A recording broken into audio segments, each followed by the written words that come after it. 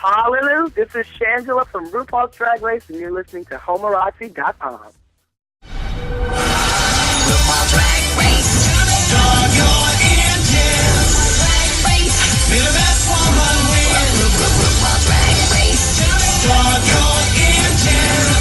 Drag race. Be the best woman win.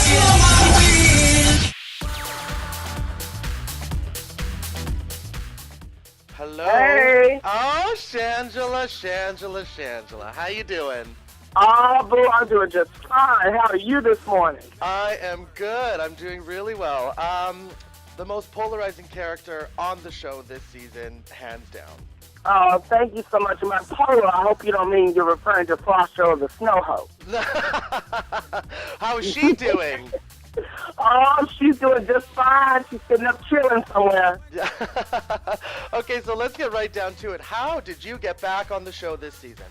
Well, I auditioned, and I put in an audition tape, which will actually premiere on my website this Friday on Shangela.com, because no one's seen it yet. And, you know, I felt that I wanted to come back and try again and see if they would have me back on the show, because I felt that I had grown a lot from the first year and, you know, only doing drag 5 months to where we were now.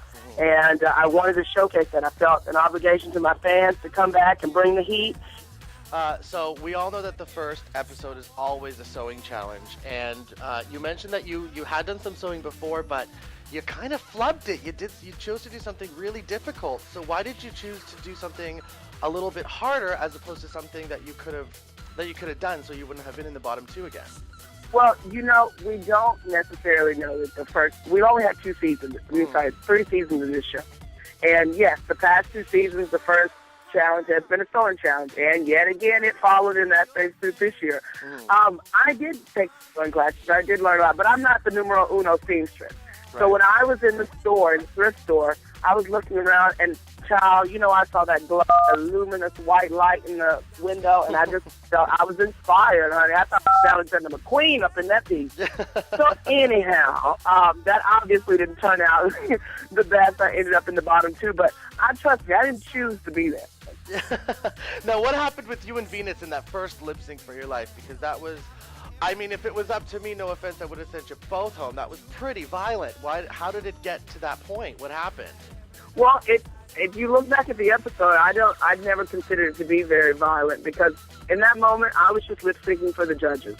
I wanted the judges to see that I had fire, that I wanted to be there, that I was a performer, and I wanted to stay. Now, my costume fell apart to pieces. Yeah.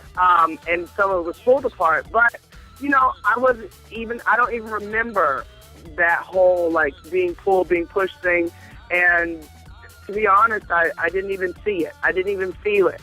I was just trying to lip sync and stay in the competition. In episode 2, especially during the Untucked, we kind of saw something change in you. I mean, me personally, I saw that you got a little bit, how do I put this without making you want to kill me? You got a little bit more outspoken, and then the fight with Mimi happened. So, you know, you threw your drink. What brought you to that point? You know, there's a lot that goes on in the room, but really what pushed it to the edge was I just felt that in that moment, I don't like people lying on me. And in that moment, she had said something that was completely untrue. And in my head, all I could think was, oh, my God, this is national television, and this girl doesn't even know me, and she's saying that I have a sugar daddy who's bought all these things for me. And that's so untrue. Where in the world would she get this? And Right. I was upset about it, and I reacted. Now, was that the best reaction? No. That's not the best example I want to set for people out there. You know, people get attacked all the time, and you don't have to respond in that way. So that was, you know, that was a little disheartening for me to see. But Mimi and I have talked. We talked it out. She apologized. I apologized. And we move forward. That's what we do in our community. Yeah, you know, you don't have to hold grudges, and you don't have to be mean, and you don't have to be necessarily rude. Honey, no one knows about Drag Race till you've been through Drag Race. And I've been through it twice. Right, so you definitely know the ins and outs of that whole show. Yeah. Well, no. You never have it figured out. Trust and believe. If I knew all the ins and outs, honey, I'd be cashing a check today. Right, okay, so now going back to you kind of always being real and stuff, we saw it happen in every episode. We saw it in the Untucks. And then I don't remember exactly what week it was, but there was a confrontation between you and Miss Raja where you kind of closed off when they kind of started to, get real with you? Can you really dish it and not take it, or was that just the way it was edited? Now, first of all, if you know me, and if you've seen any of the episodes prior to that, and after it, I'm not a disher and not taker. Mm-hmm. I feel that if I am direct with people and they get direct with me, that's not a problem. But honestly, when the girls felt like they attacked me, at that moment I just felt attacked from like 4 different people in a room. Mm-hmm. There was no backup in the room. And I was really not bothered by their comments as much as I was just hurt that I felt in that moment no one stood up with me, where I would have stood up with anyone else in that room. Okay. So last night, or sorry, not last night, 2 nights ago, we saw that Ru has made a little surprise announcement that somebody is coming back. And I'm not going to ask... Dun, dun, dun. I'm not going to ask you if it's you. I'm not going to ask you who it is. But I do want to ask you, who do you think, other than yourself, that got kicked off this season, should be given a second chance? There are so many. I mean, there were so many great competitors. And just like in the second season, I was the first to go.